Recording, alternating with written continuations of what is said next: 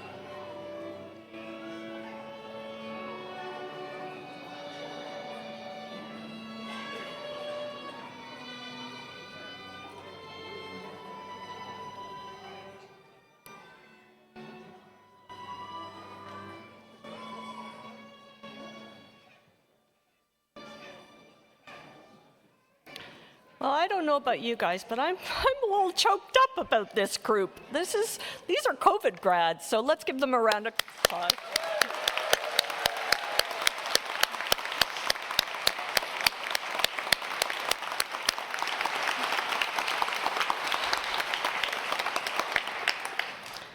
I really am. As I said, I have the great honor and pleasure of being the chair of the Department of Medicine. This is a most incredible group of people. It's the most incredible group of departmental division directors up here on the stage and in our front row. Incredible program directors who have led these residents, your family members, your children, your wives, your partners, your moms, your dads, through a really hard time. And you've all done it beautifully, and we're here to celebrate. I'm going to start with our land acknowledgement. We would like to begin with this acknowledgement of the land on which we work, study, and live. We recognize that many Indigenous nations have long-standing relationships with the land upon which we work at the University of Toronto's Department of Medicine.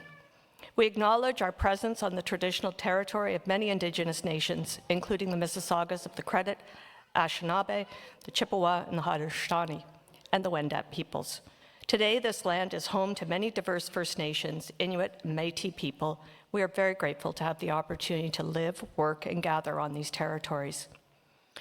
Umbrin Najib, who's our Vice Chair, Culture and Inclusion in the first row, just wave there, Umbrin, wrote this land acknowledgement, and she wants us to always recognize that land acknowledgements are only a starting point for larger conversations. We need much more concrete acts of restitution and transformation to address the underlying inequalities and blatant discrimination in the distribution of resources between Canada's First Person peoples and our settlers. I do want to give you a few housekeeping announcements. Turn your cell phones off. You can't turn your kids off, but if the kids want to come up on the stage with their mums or dads, they're welcome to do so. That's not in my notes, but it usually happens that way, doesn't it? Please don't take pictures in the aisle because, of course, we've got a whole staged routine. We're not that slick, so we just want to make sure. We are going to bring you back after this to a fabulous reception, lots of opportunities for picture taking, and lots to eat and drink. But the coat check, if you hand anything of value in, is closing at 8:30, so please don't not pick up your valuables before you leave. Wow. I am going to hand over, but I do want to say this is, as I've already said, a pretty darn special time. One of these bright people pointed out to me that we do celebrations, graduations from kindergarten these days. How many of you had a graduation from kindergarten? Like, it's pretty standard now. This is much more work, I think. So thank you to all those people behind our graduates who supported them through the last several years. Some of you are ending your learning, no, you're never ending your learning journey. Some of you are ending your training journey. Many of you aren't. Many of you are moving on to the next stage of your learning. It's lifelong learning in this profession. It's just so amazing. You are the luckiest people alive. Yes, it's been hard, but you've got the most incredible future to look forward to, taking care of people, having people trust you and tell you their stories and count on you. And there's actually no better gift. How many of you are parents, partners of these dudes up at the front here? Thank you.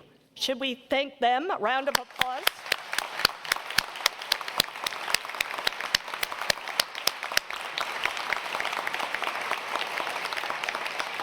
Thank you for your tolerance, for your kindness, probably for cooking once in a while, maybe some laundry, whatever else you did to help them get through a really tough time. We are incredibly grateful for all the support you've given our residents. And with that, I am going to hand over, I think, to Patricia Houston, who is our Vice Dean. Education. Medical education. Medical education. Well, what other education is there? There's many others.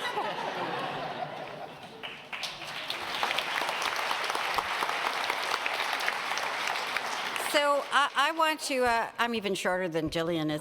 I want to add my thanks to that of Jillian, most specifically to our graduates that are here with us tonight. You lived through, you cared through, you survived COVID. It had such a huge impact on your education, and without you, our patients and our communities would not have done as well as they have done.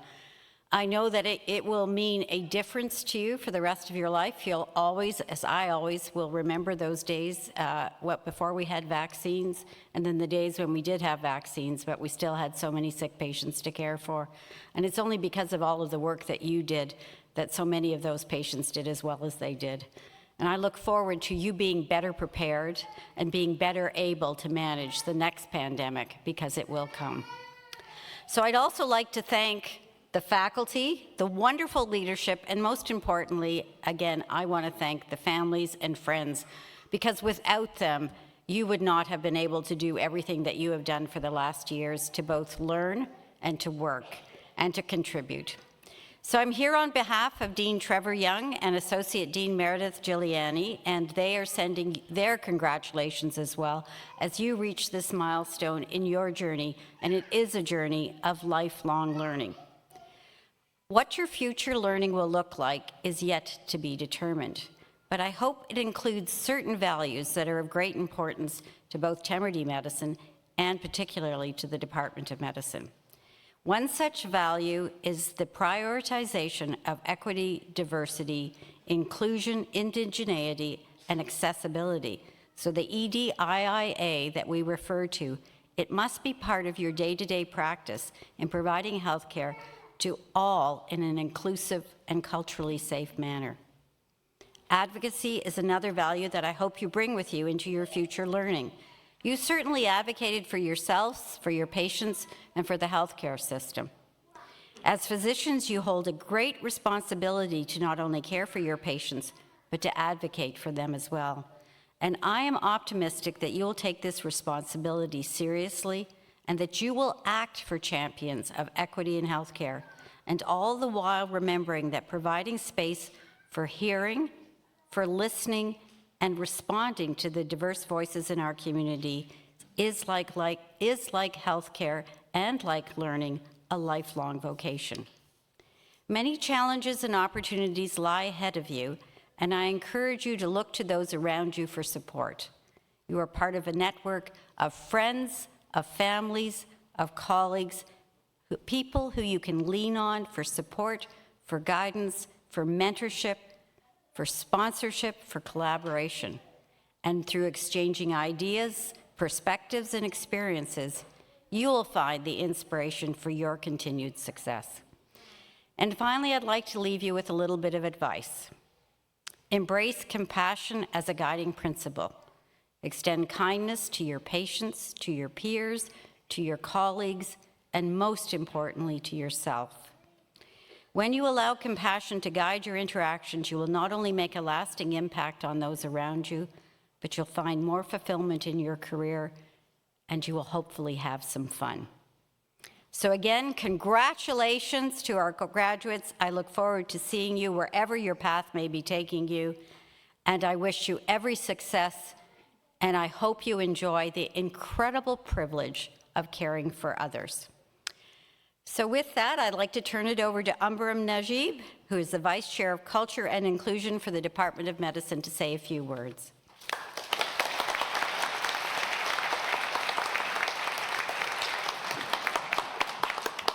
So, good evening, everyone. Thank you for having me, and I'll start by congratulating you on achieving this very important milestone, along with your friends, family, and faculty. I would like to thank Dr. Arnu Kumagai and Dr. Hawker, who invited me to say a few words. What an incredible honor it is to share this momentous professional milestone with all of you at this moment.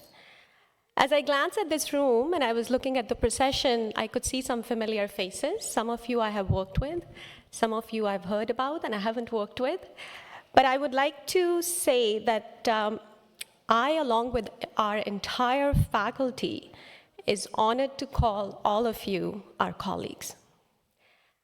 Congratulations. Maybe give a round of applause for yourself. We don't.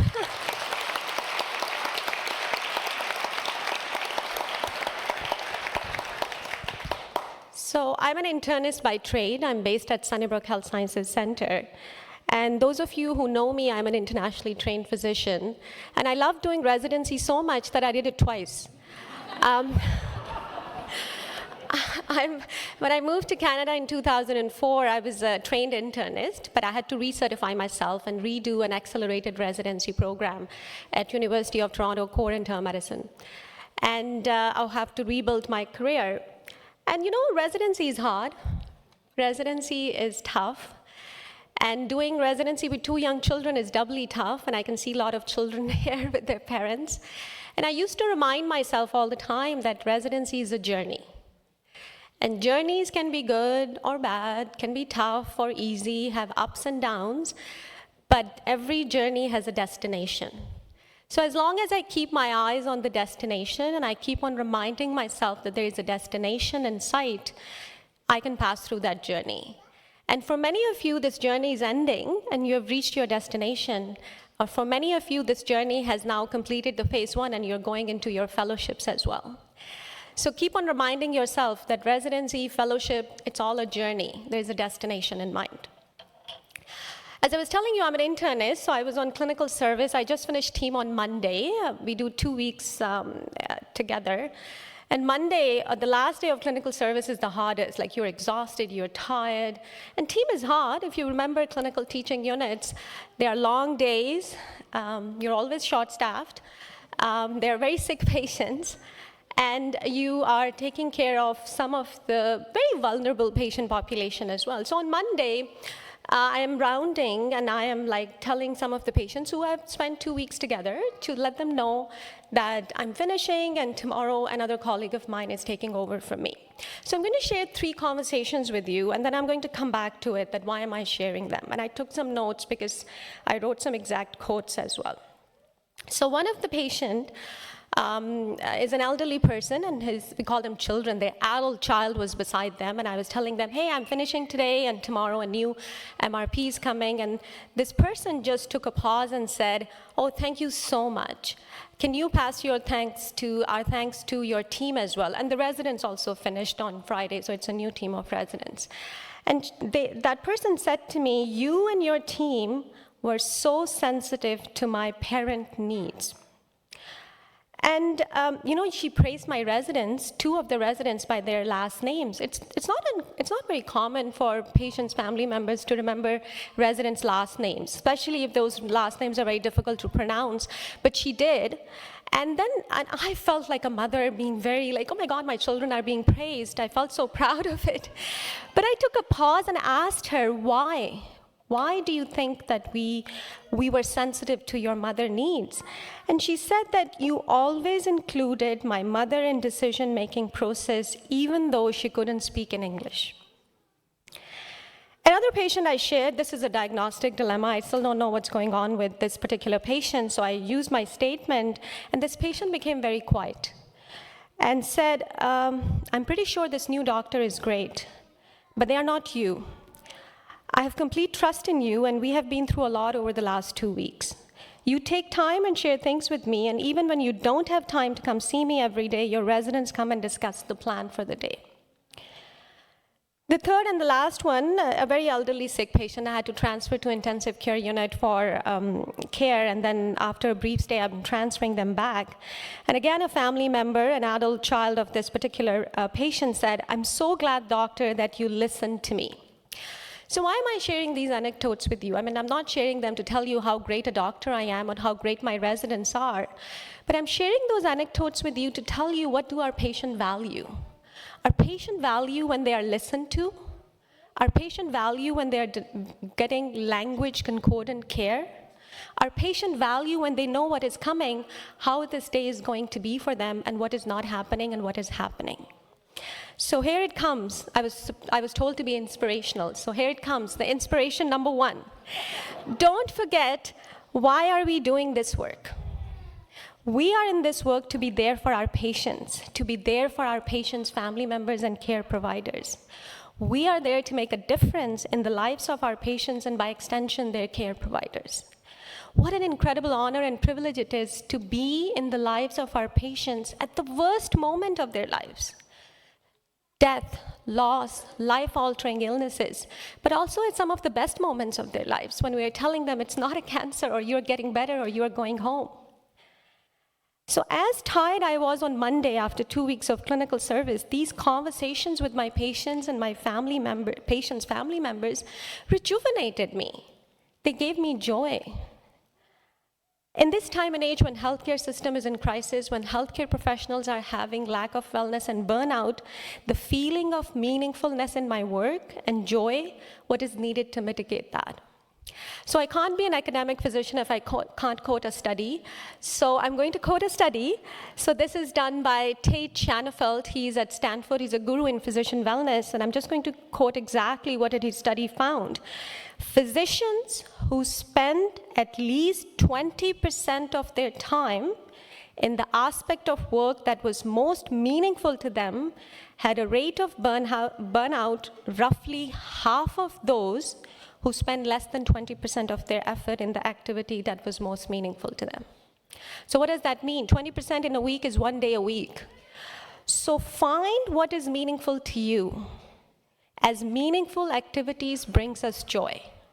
Meaningful activities reduce burnout. What brings you joy? Is it education? Is it teaching? Is it research? Is it clinical care? Is it administrative leadership activities? Find out. What gives me joy? Patient care gives me joy. Being an academic physician gives me joy. Playing a small part in the role and the growth of the professional growth of the future generation of physicians gives me joy.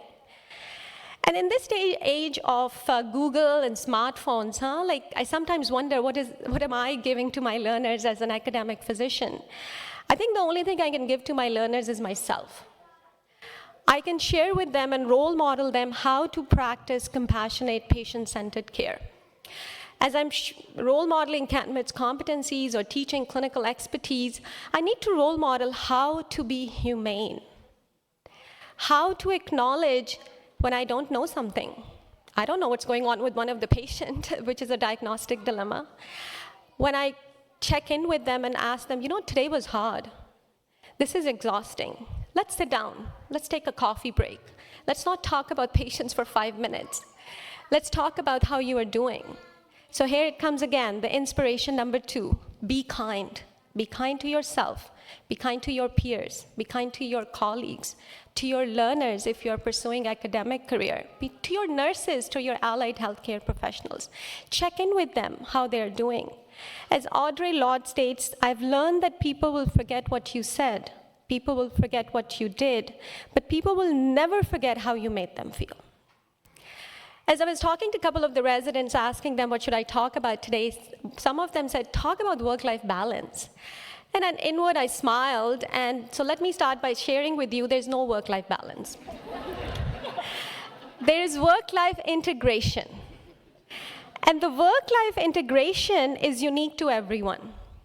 When I was starting my career, someone said to me, Ambryn, you need to know which balls you have. And in my brain, I'm saying, I don't have any balls, I'm pretty sure.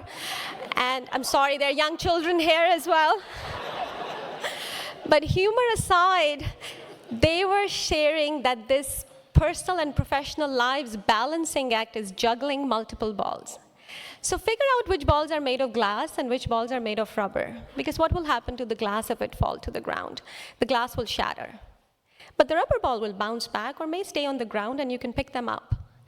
So work-life integration for Ambryn Najib will be very different from Arna Kumagai, very different from Jillian Hawkert, very different for Patricia Houston. Work-life integration is unique to you.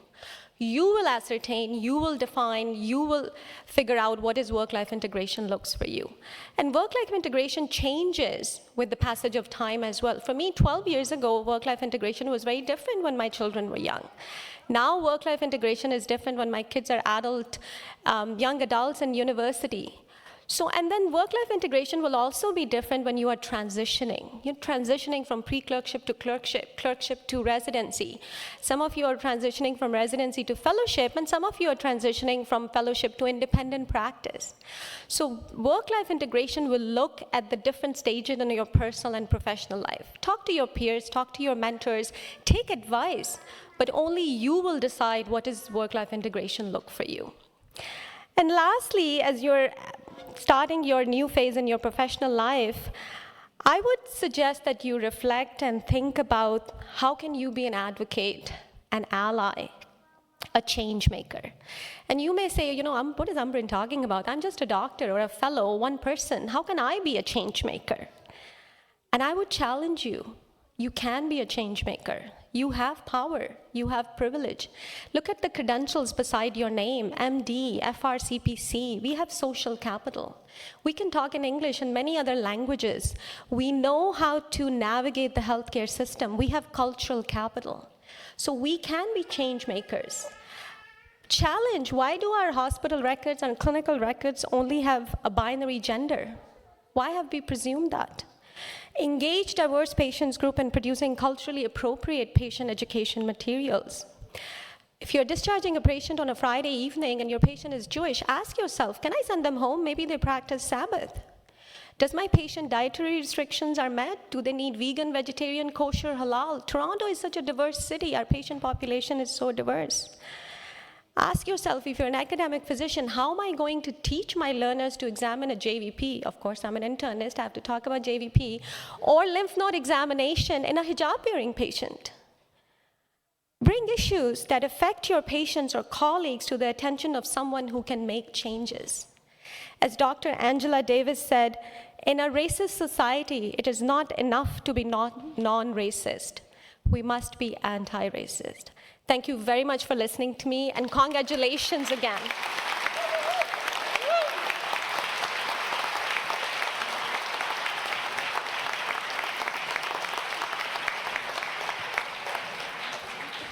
Forgot one important task. In my excitement, I have Michelle Fong is here, and we'll take it from there.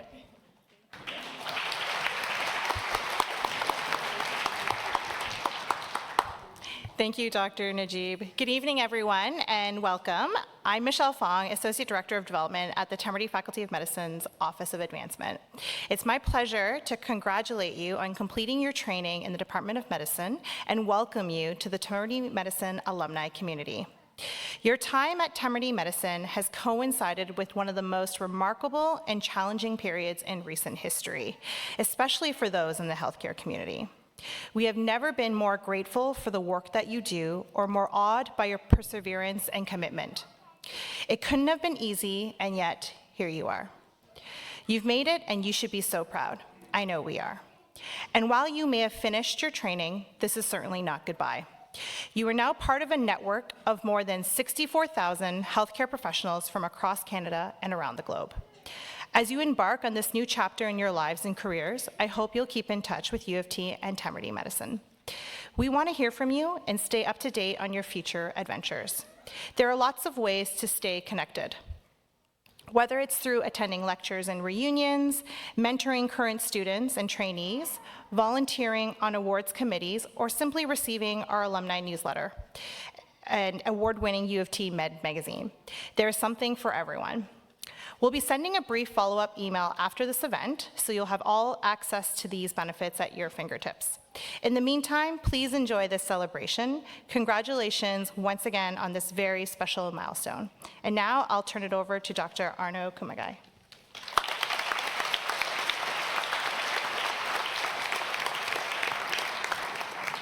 So those were wonderful speeches. Hello, everybody.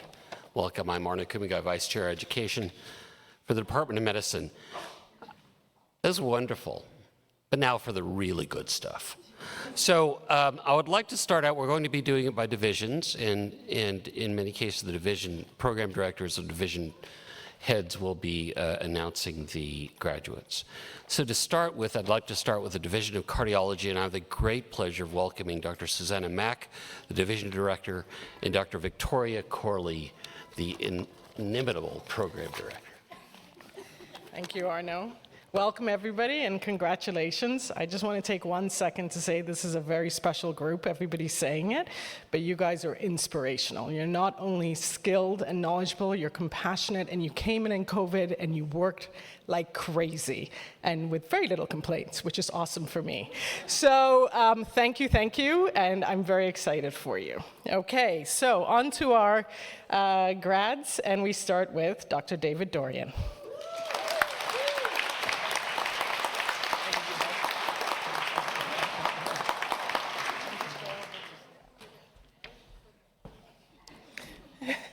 Dr. Flora Huang.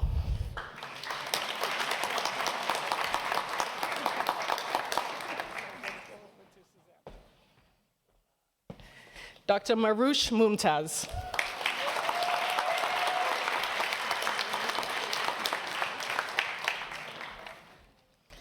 Dr. Ashwin Padiath.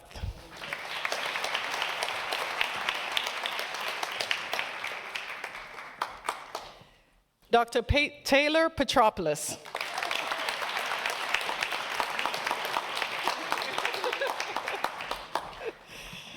Dr. Nicholas Santi.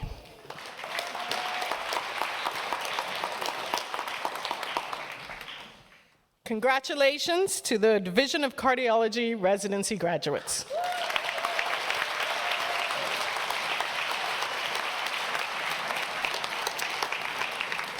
Next, we have emergency medicine, and I have the great pleasure of introducing Dr. Erin O'Connor, Division Director. So, Erin, I believe you're the one.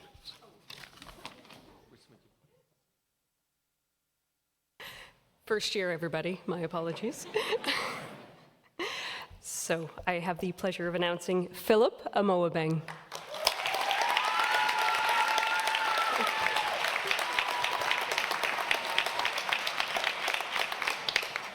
Congratulations to the graduates from the Division of Emergency Medicine.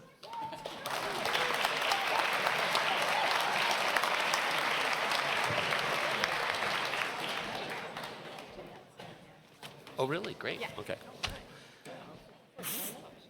The next division is the Division of Endocrinology and Metabolism, which is my own division. But I was just told by Dr. Jackie James, who's the head of my division, that I cannot hand out scrolls. They need somebody more distinguished. So we're asking for Dr. Jeanette Gauguin. Where is Dr. Gauguin?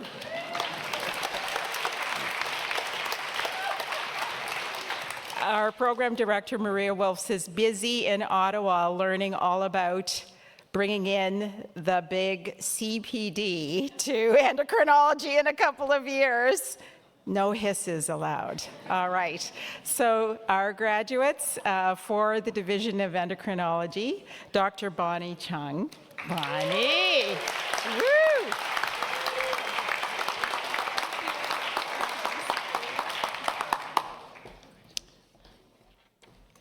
And Dr. Jennifer Fu.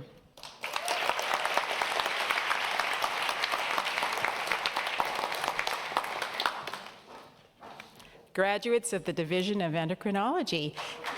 Jeanette and I would have stood on the stage together in 1992 had there been a graduation for endocrinology back then, so you guys are very special too.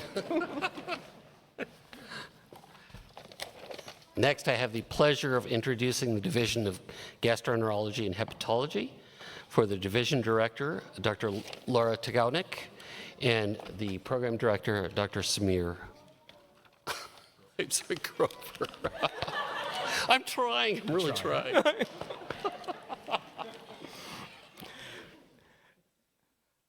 Good evening, everybody. Congratulations to the graduates of the Adult Gastroenterology program at the University of Toronto. First, we have Dr. Fatima Al-Musawi.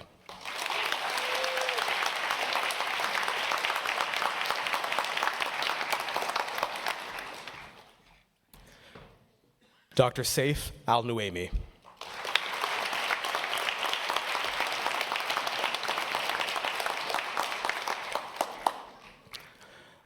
Dr. Tarun Chiba.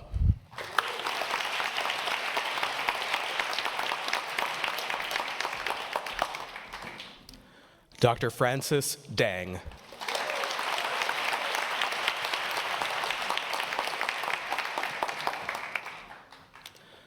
Dr. Yassi Shao.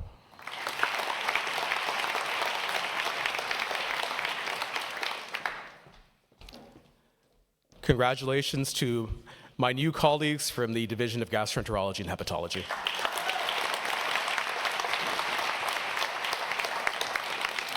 Next, I have the pleasure of introducing the Division of General Internal Medicine, Dr. Moira Capral, Division Director, and Dr. Tara O'Brien, the Program Director. Tara? Hi, I'm super excited to welcome the General Internal Medicine graduates to the stage. Dr. Jeremy Sigler.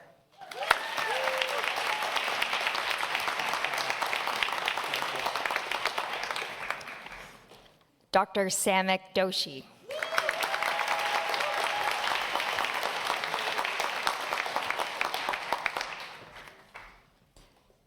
Dr. Kevin Gatow.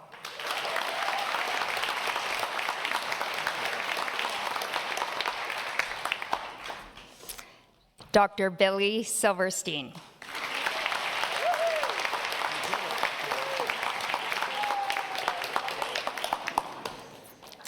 and Dr. Brandon Tang.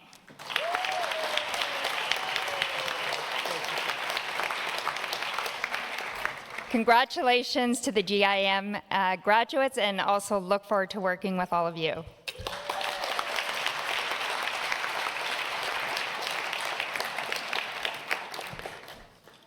Next, I have the pleasure of introducing the Division of Nephrology with Dr. Heather Reich, Division Director, and Dr. Jeffrey Schiff, Program Director. Am I out of order? I'm sorry. So this goes actually back 7 years when I sent the entire Division of Cardiology through twice. I do need to practice. Oh, I know, it's below the fold. Hold on a second. Here we go. Geriatric medicine, Dove, sorry. Okay, so we're having fun, all right? So this is the Division of Geriatric Medicine. I'd like to welcome Dr. Gary Negley, and on behalf of Barbara Liu, who's the Division Director, and Dr. Dov Gandel, the Program Director.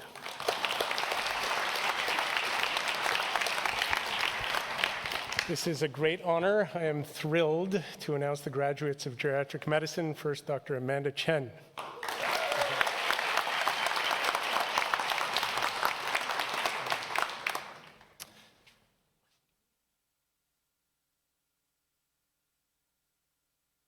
And Dr. Dina Sommer.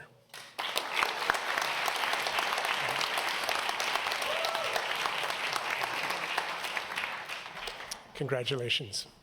Thanks.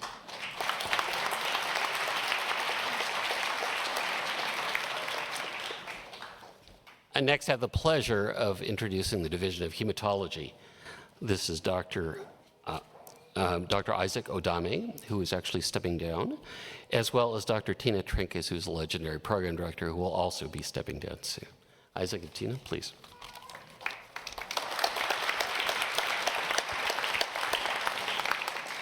Congratulations. This is an inspiring and outstanding group. So first off, Dr. Osama Jarala.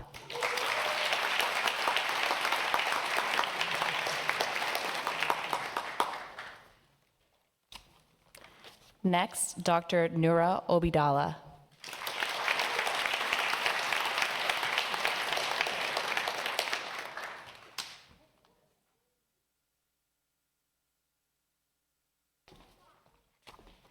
Dr. Shahriyar Raza.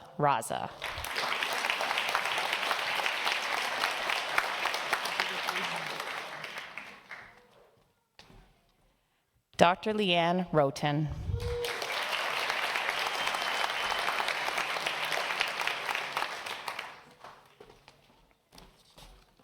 And Dr. Jordan Scott, congratulations.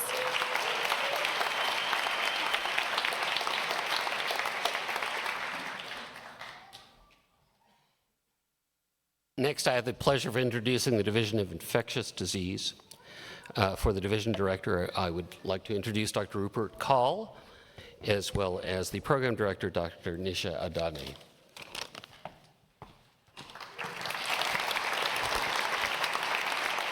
Good evening, everyone. I used my COVID joke last year, so I'm not going to repeat it again this year. I will just say that, it's not easy being an infectious diseases resident over the past few years. I know that. And I want to thank you for your hard work, and congratulations to you, both of you who are here for this accomplishment. So our graduates from the Division of Infectious Diseases are Dr. Robert Chris,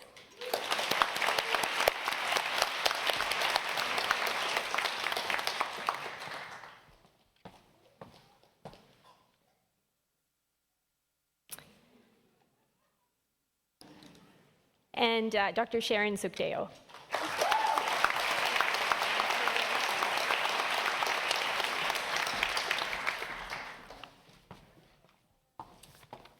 Next up is the Core Internal Medicine Residency Program.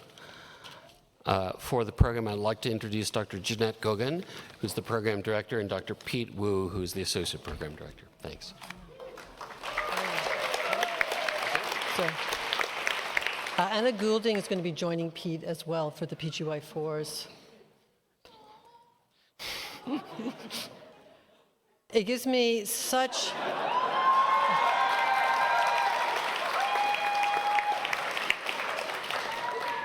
I'm always being upstaged by those two. It gives me huge pleasure to be announcing the PGY3 and PGY4 graduates from the program. You guys, I'm so much respect for all of you. You've done so much. So let's get on with things. So the first is Armin Abade.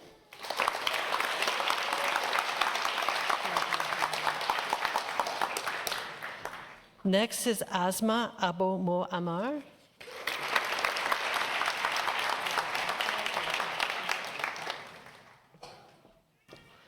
Next is Ahmed Al Abbasi.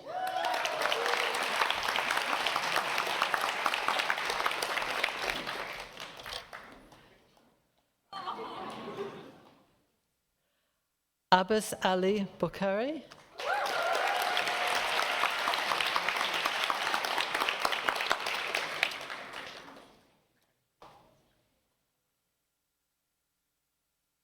Celine Allen.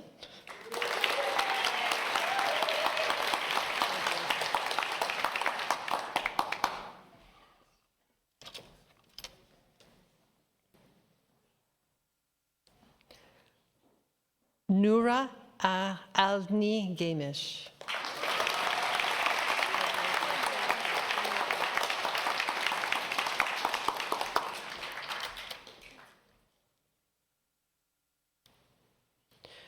Yusuf Al Rodan.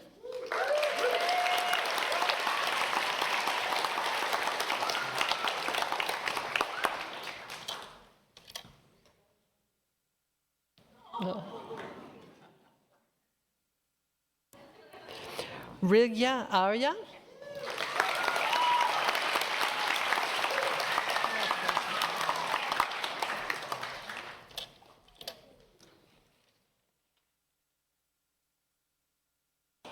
Mohammed Asiri.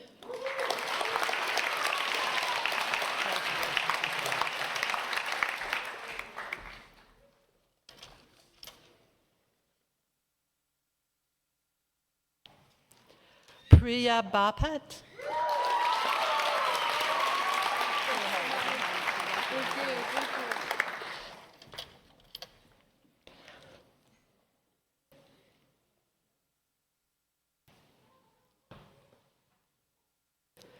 Emily Barsh.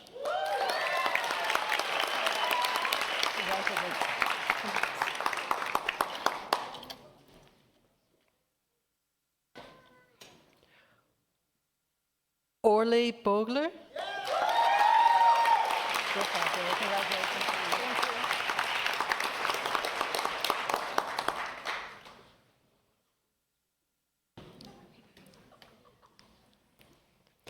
Alana Bridgman.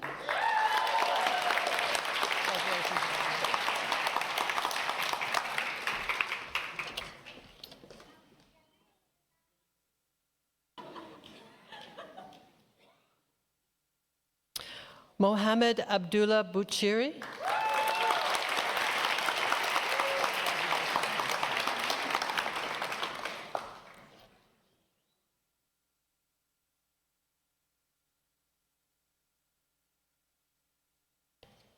Tiffany Berger. Congratulations, Tiffany.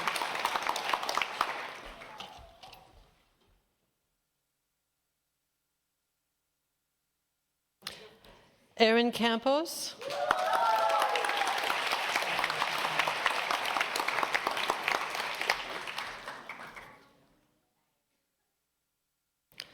Manrit Daliwal.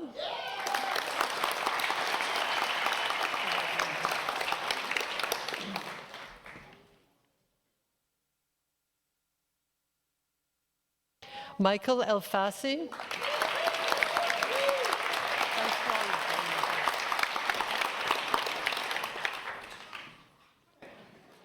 Brooke Fraser.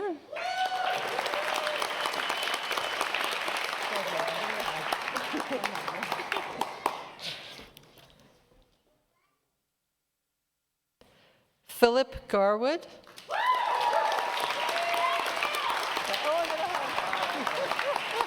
Congrats.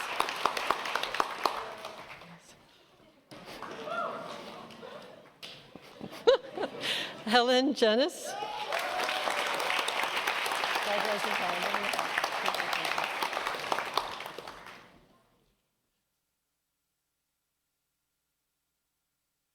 David Granton.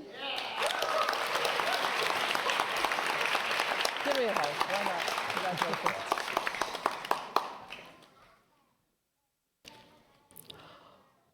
Andrea Harvey. Oops, somebody's missing. Zoha Hassan? Oh no, did you miss it? I don't know what her to do.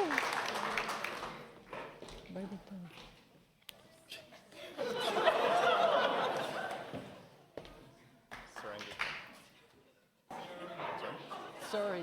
Saran Gupta. Saran Gupta, good God. Saran Gupta, I'm sorry, Saran.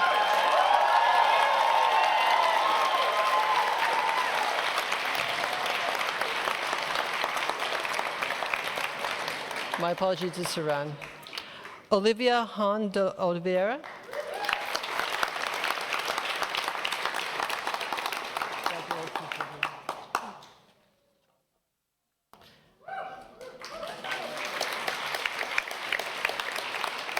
Emily Hughes.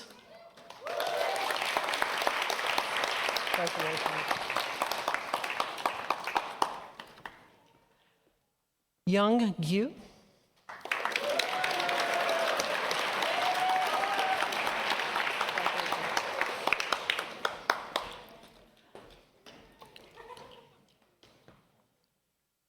Helena Jansch van Rijsberg.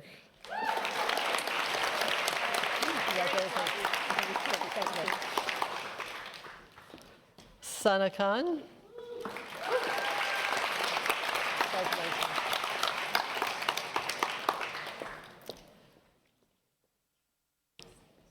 Natalie McLeod.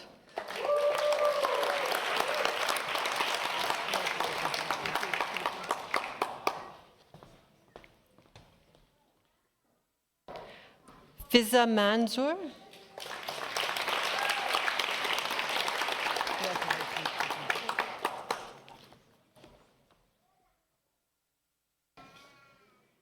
Catherine Matoshki.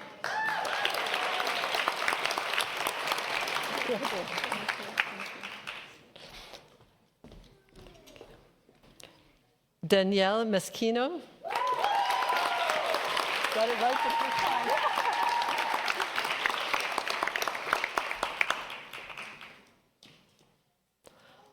Maha Nasser.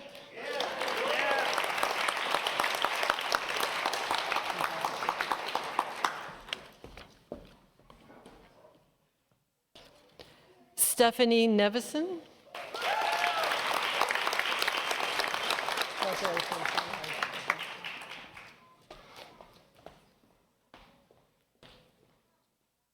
Chris Olisovsky.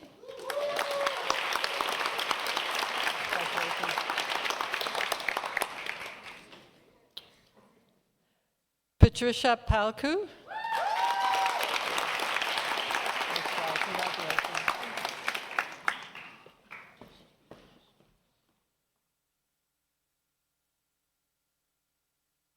Sachin Pasricha.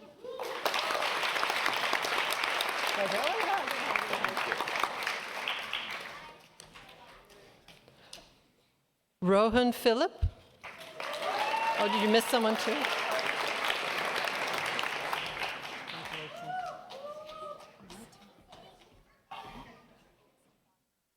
Stefan. Oh, it's Stefan Pereira. Come up, Stefan. I don't have your name.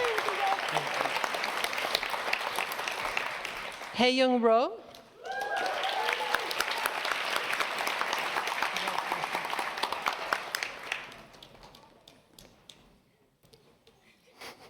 Kimias Sheikho Leslami.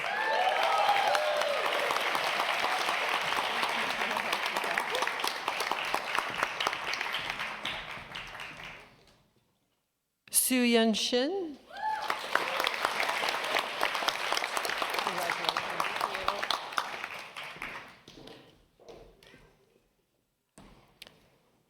Bisan Shwiki Al-Refe.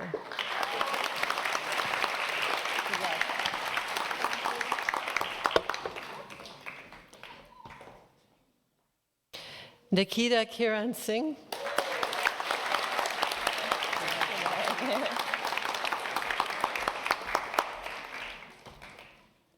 Clarissa Skorupski.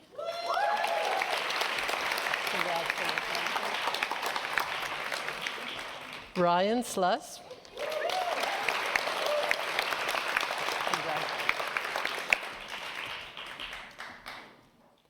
Maya Stein.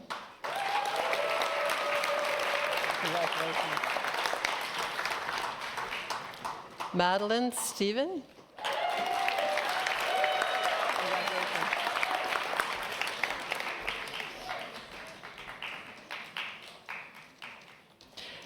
Sivashan Santharalingam.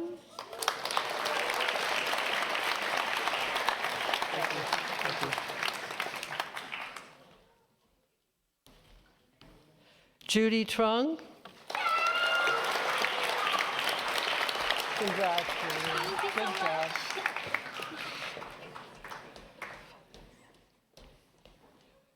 Haris Vaid.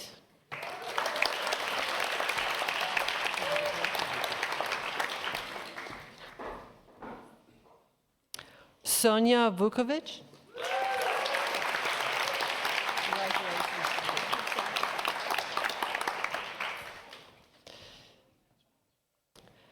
Danielle Yiqiao Wang.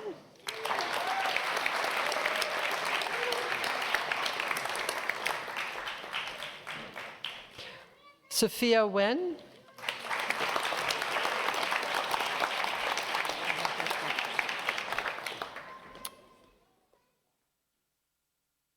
Frederick Wong.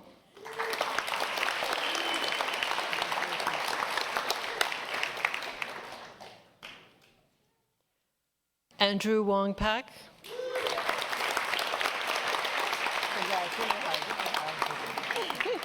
Matthew Wong Pak.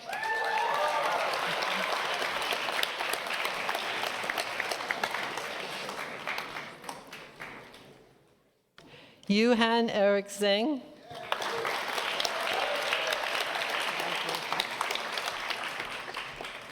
Osama Al-Sayed.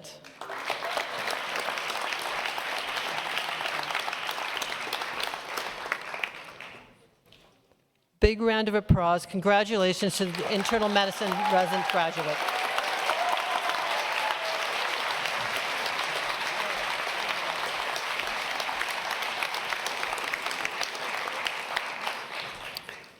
Next, I have the pleasure of introducing the Division of Medical Oncology, Dr. Raymond Jang, Program Director.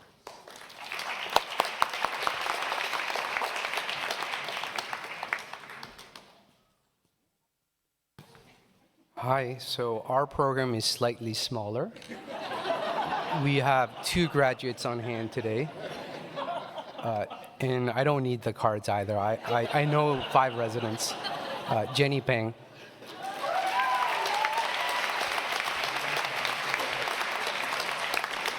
Radovan Vasic.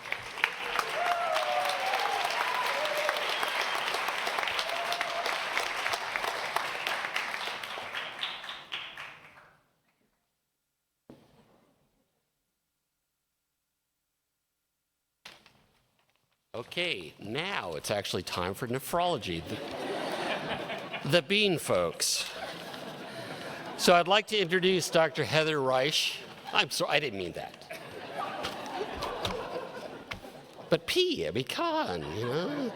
So, Dr. Heather Reich, who's the new division director for the Division of Nephrology, and Dr. Jeffrey Schiff, the program director.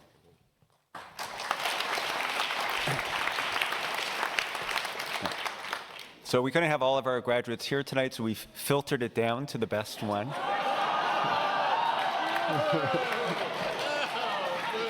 And now everyone after that has to do a joke based on their own area. So Sija Zheng.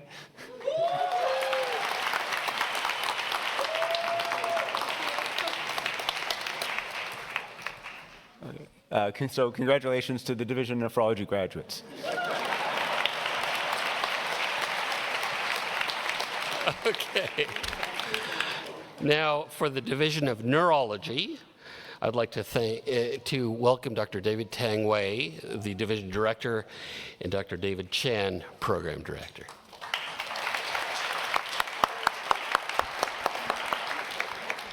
I'm super excited to announce our graduates from neurology. It's a long 5 years, and you worked super hard during those 5 years. I was so grateful to be a part of this journey with all of you. So first up, Dr. Lauren Hopping.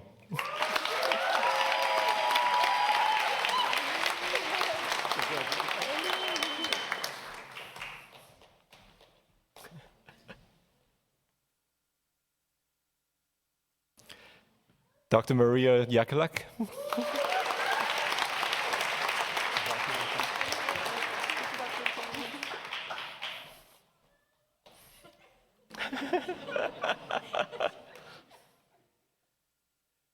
Dr. Stephanie Kunz.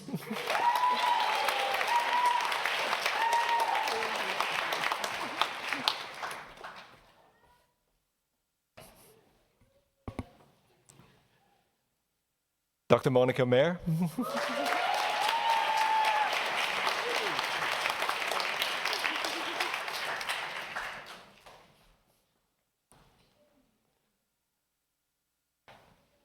Dr. Amir Momin.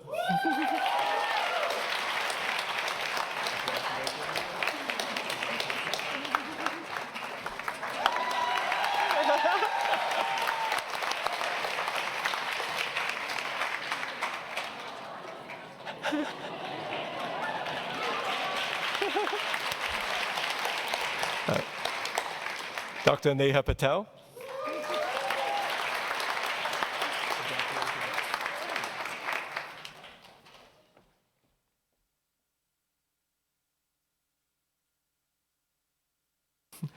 Dr. Calvin Santiago.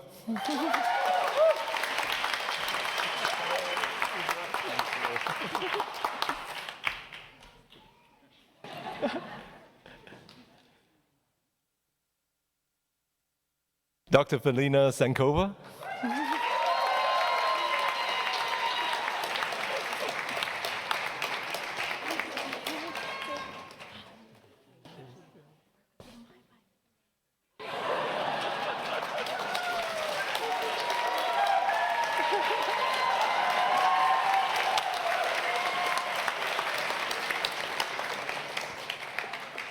Also, Dr. Mariam Al-Husona, who couldn't make it tonight because of a family conflict, but congratulations to all graduates of neurology.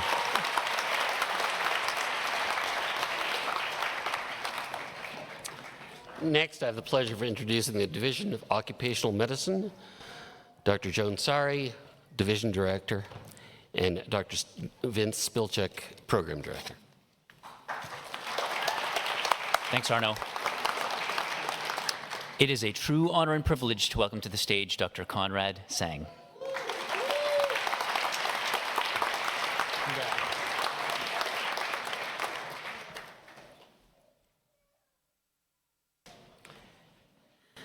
Next, I have the pleasure of introducing the Division of Palliative Medicine, Dr. Ebru Kaya, Division Director, and Dr. Benfeni Hanan.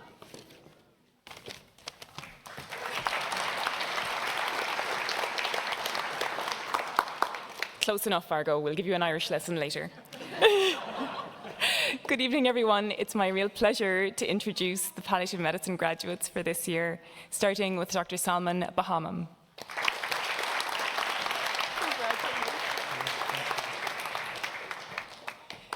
Next up, Dr. Marwa Figir.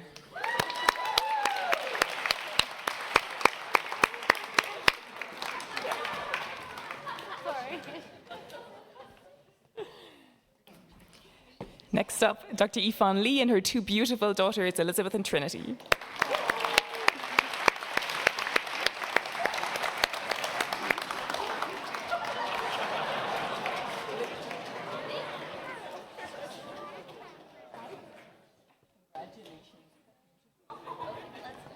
Can we give a round of applause for these beautiful outfits?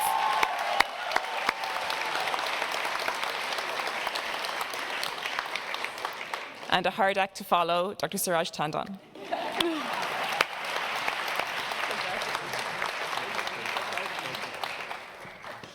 We're extremely proud of our graduates. Congratulations, everyone.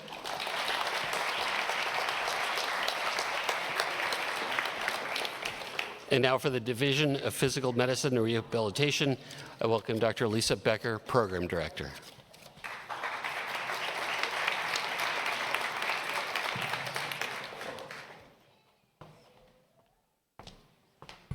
Thank you. I just have one graduate here tonight. I wanted to wish Melissa Weedman, Dr. Melissa Weedman, a very, very big congratulations.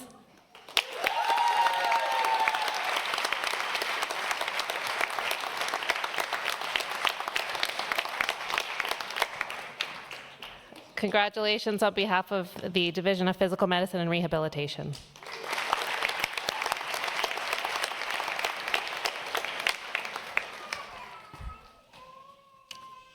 Next is the Division of Respirology. I would like to welcome Dr. Chris Lee, Program Director, who will be stepping down. Big shoes to fill. Thanks, Arno. I'm very pleased to be here tonight. Glad to see we're putting you to work for a change here, handing out some scrolls. It's a nice change. Nice change. Very pleased to be here to announce our graduates. We have two of our amazing graduates here tonight, the two most important ones. Don't tell the others. The first of these is Dr. Walid Ahmed.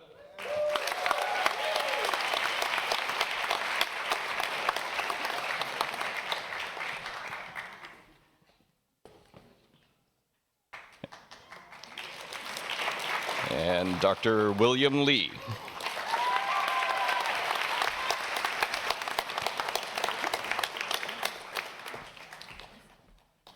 Thank you very much. Congratulations to the Division of Respirology graduates.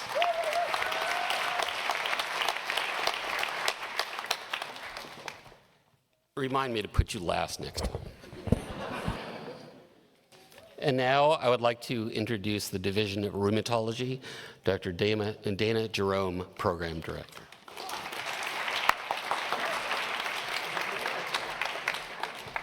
So I should say I just got usurped by the chair, who's also a rheumatologist.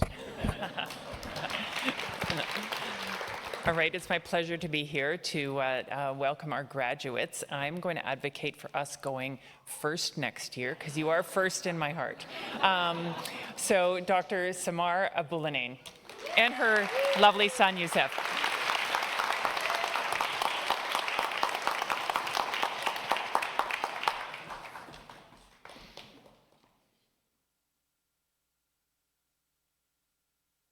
Dr. Shahad Almatar.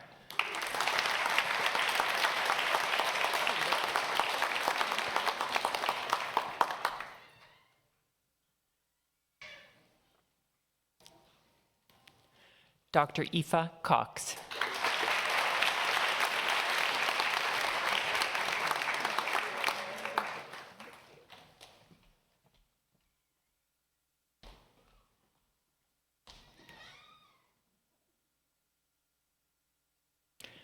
Dr. Adam Kovacs Littman.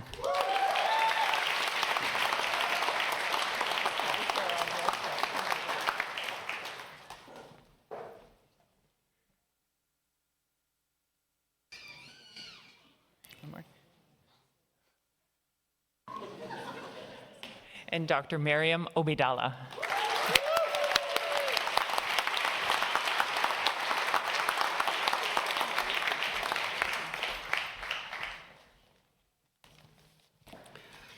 Oh, wow. That was a lot of people. Thank you for your patience, but this was obviously very, very important. So to close, I would just like to thank the families, friends, relatives, partners, neighbors, loved ones who've supported our grads for all these years.